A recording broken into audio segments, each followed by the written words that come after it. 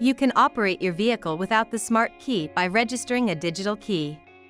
For smartphones that support UWB, approach the vehicle with your smartphone to lock or unlock the doors. You can enter and start the vehicle right away. For smartphones that do not support UWB, touch the door handle sensor to unlock the vehicle. Place your smartphone on the wireless charging pad to start the vehicle.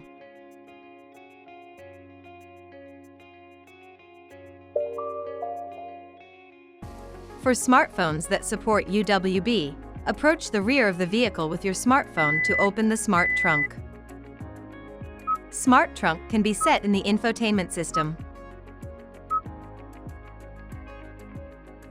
Use the Kia app to share your digital key with other devices and enjoy greater convenience.